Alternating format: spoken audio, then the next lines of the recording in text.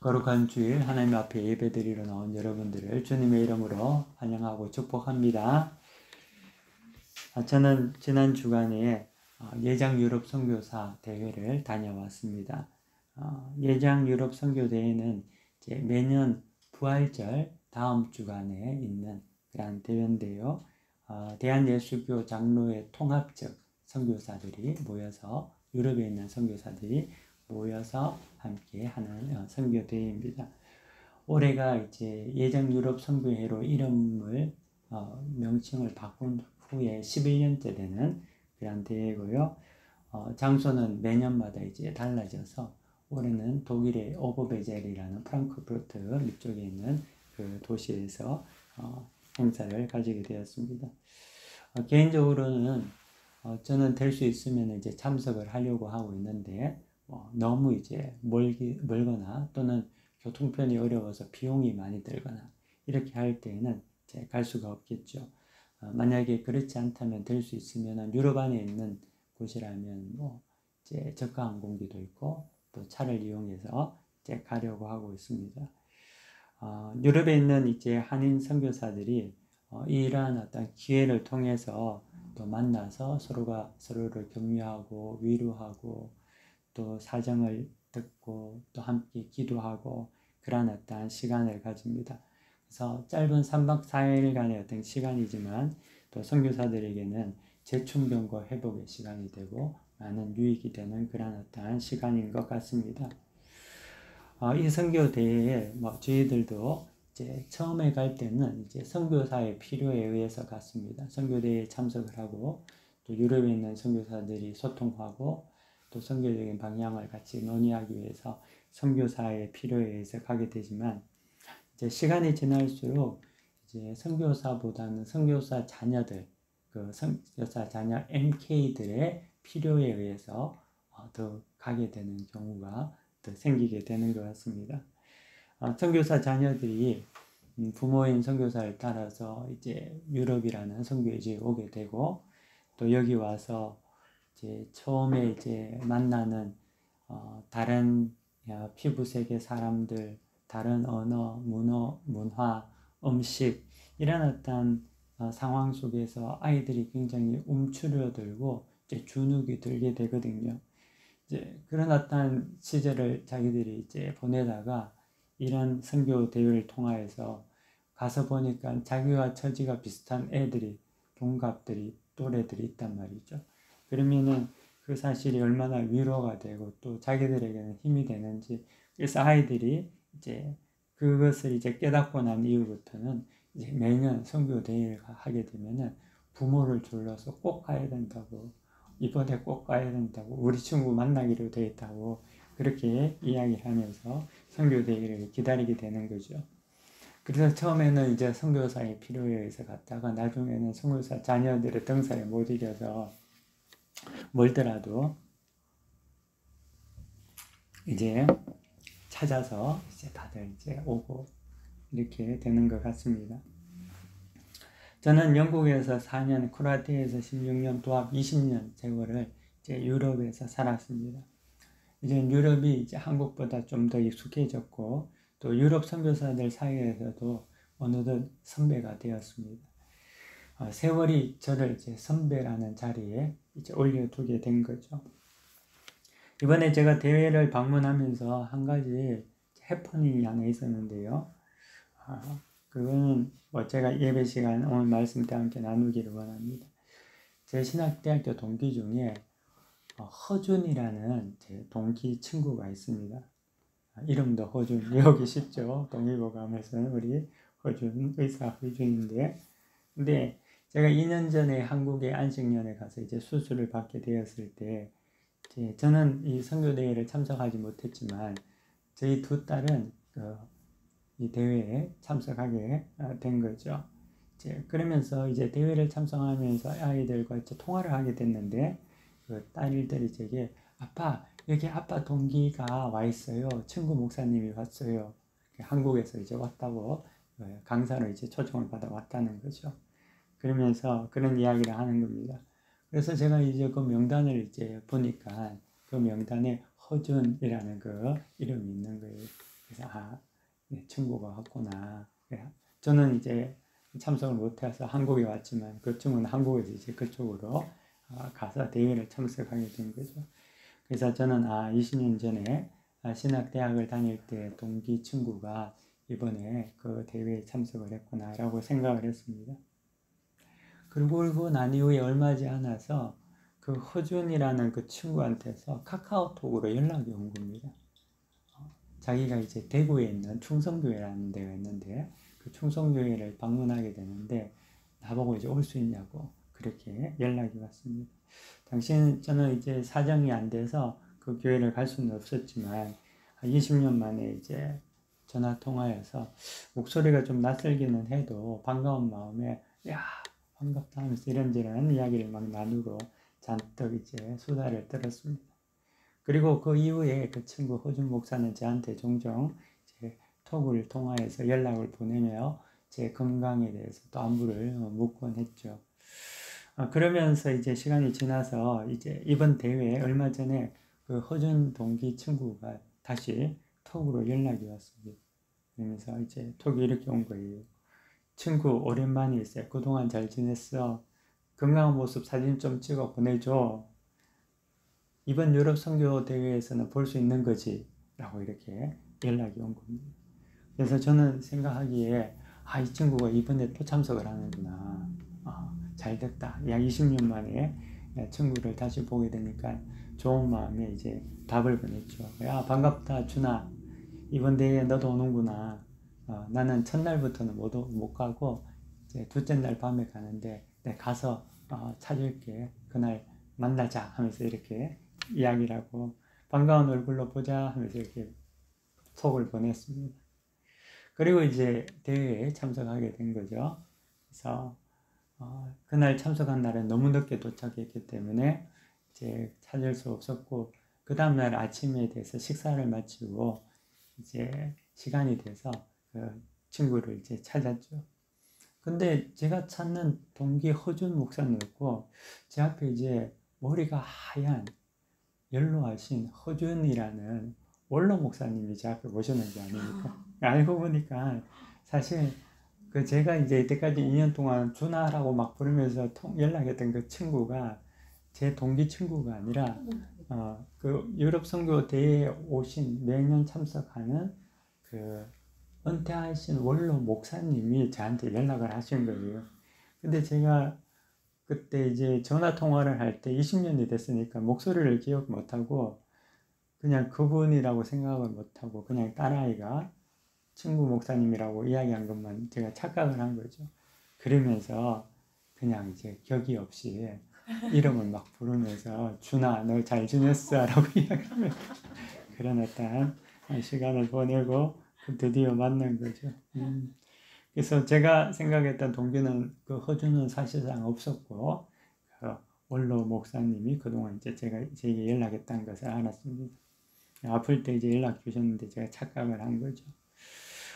제가 너무 당황을 해서 너무 미안하기도 하고 목사님에 대해 미안하다고 제가 착각을 했다고 얘기하니까 그분이 이제 허허 웃으면서 뭐 괜찮다고 건강 괜찮냐고 친구 되면 좋지 하면서 그렇게 이야기를 하셨습니다.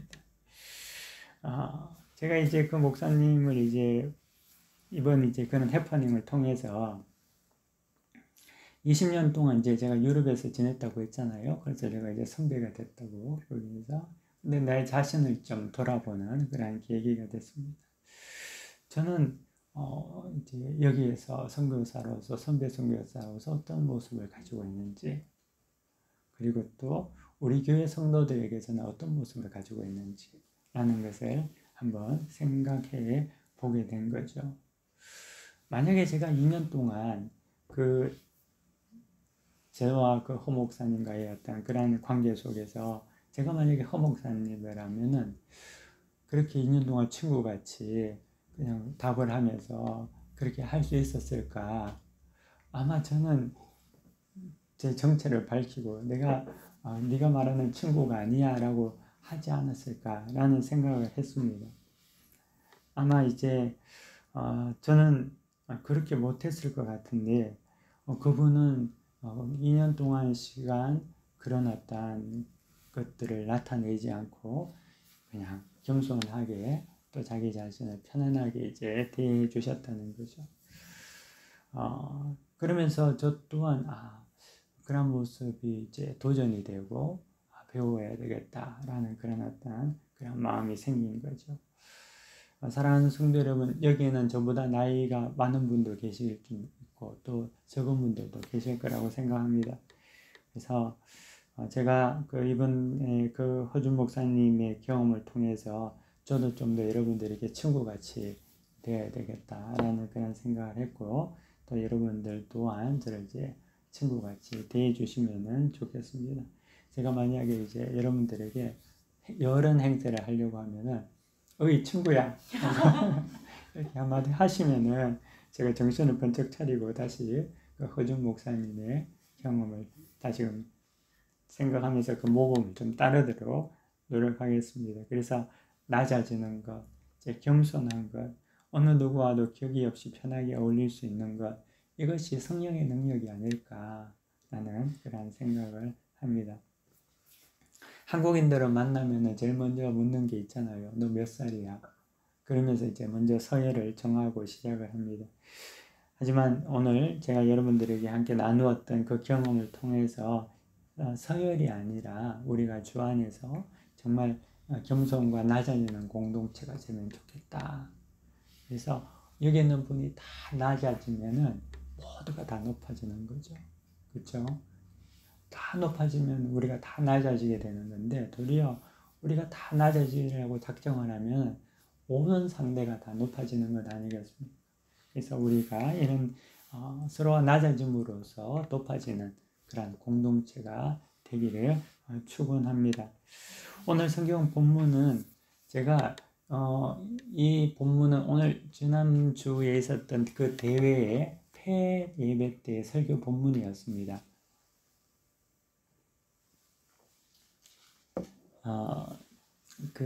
허준 목사님이 폐 예배를 인도하셨는데, 말씀을 증거하셨는데, 그분의 설교 본문의 내용이었습니다. 근데 제가 그 말씀을 들으면서 저 또한 이제 성령의 음성을 함께 듣고 이제 말씀을 준비했습니다.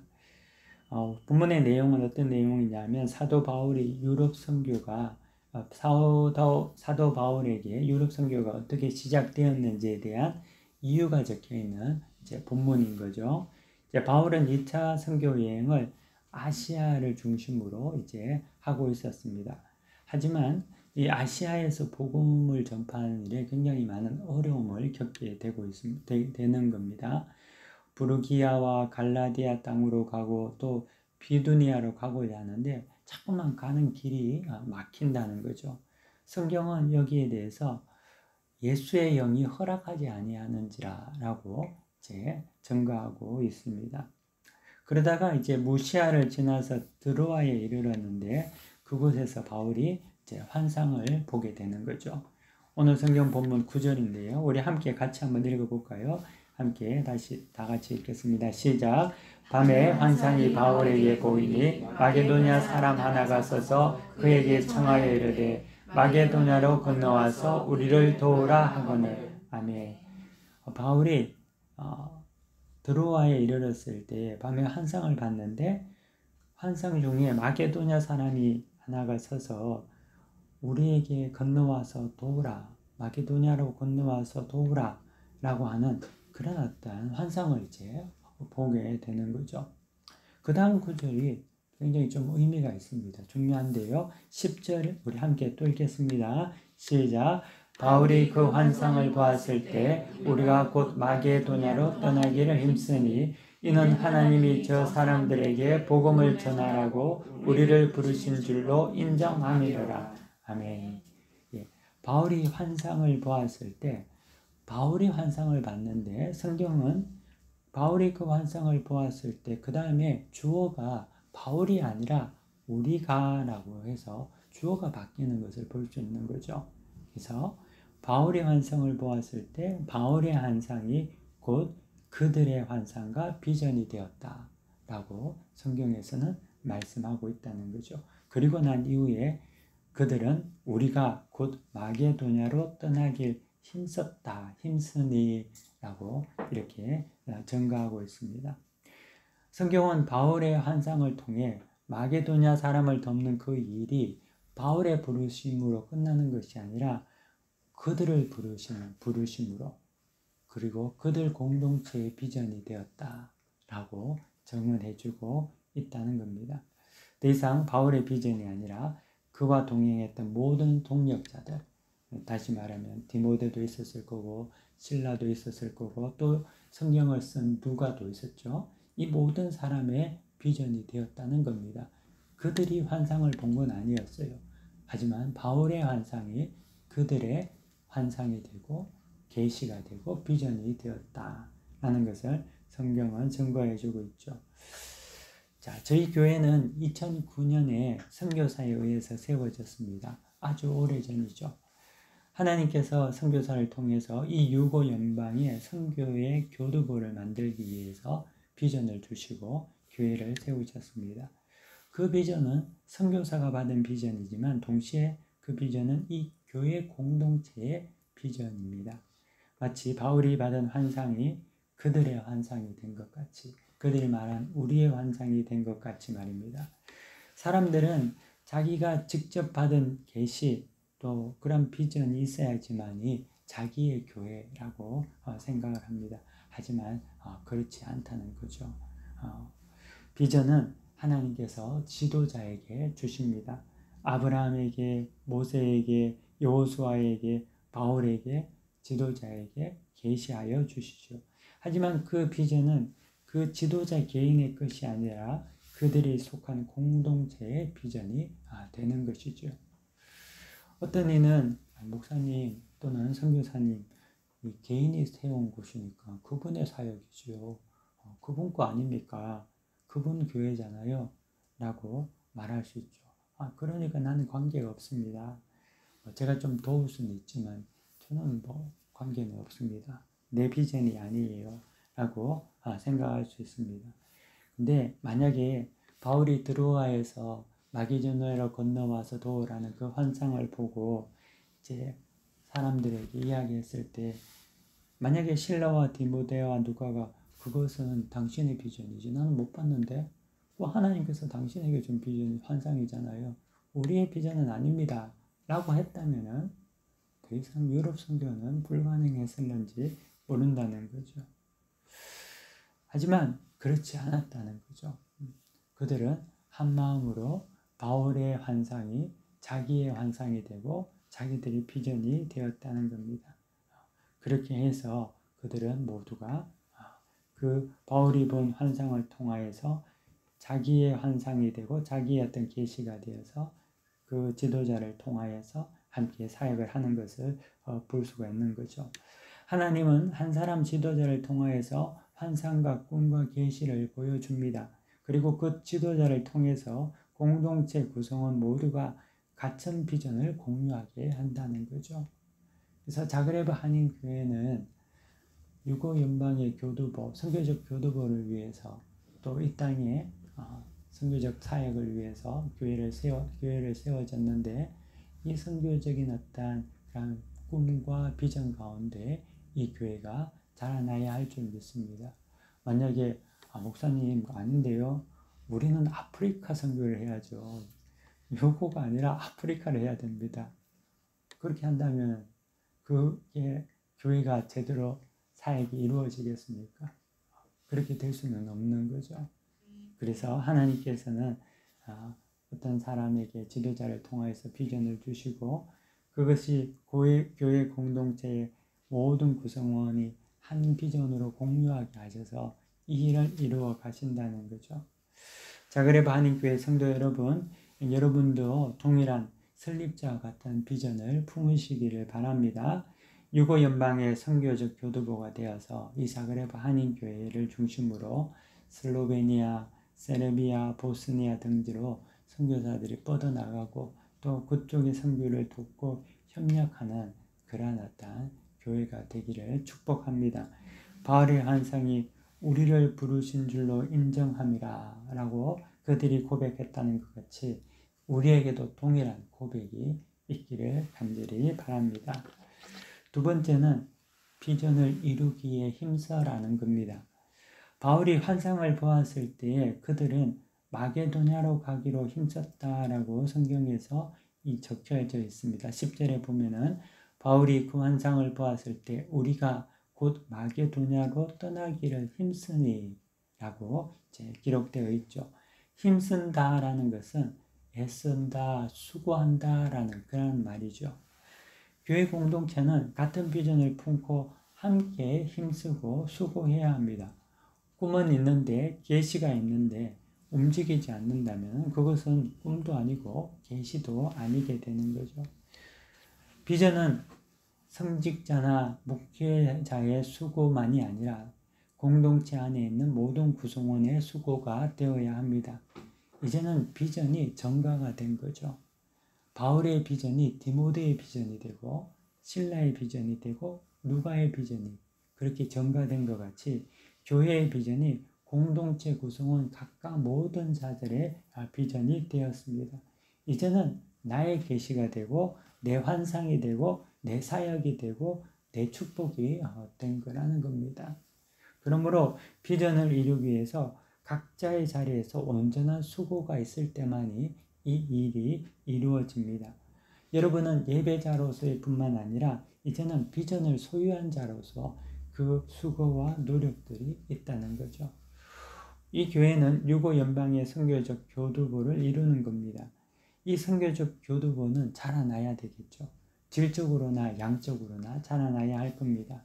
여러분 작은 식당이라도 맛이 정갈하고 깨끗하고 잘 정돈이 되어 있고 서비스가 친절하면은 그곳은 장사가 잘 되고 잘하게 되어 있습니다. 부흥하게 된다는 거죠.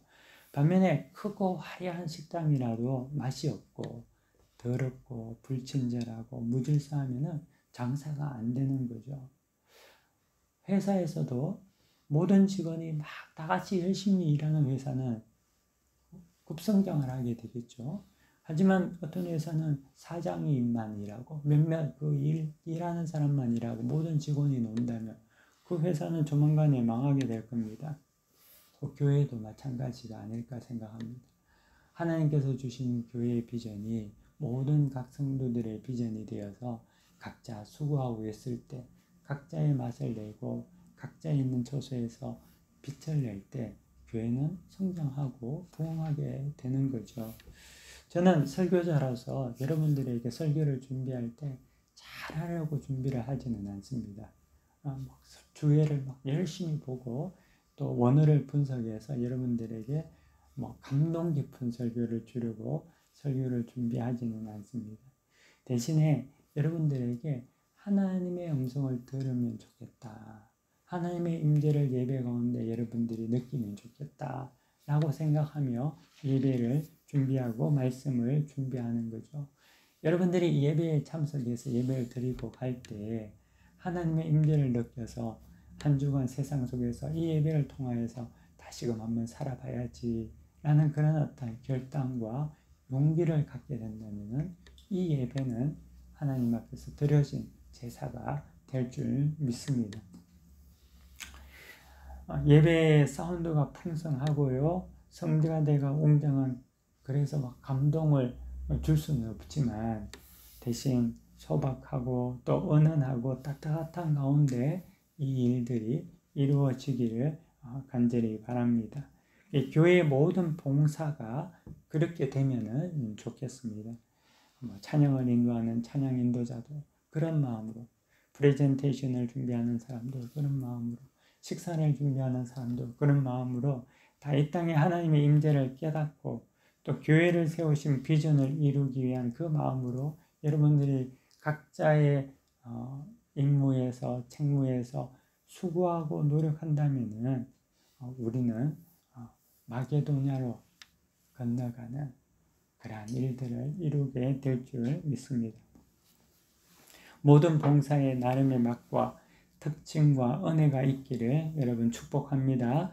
또한 모든 예배자들이 비전의 참관자가 아니라 비전의 소유자로서 함께 수고하는 그런 자들이 되시기를 원합니다.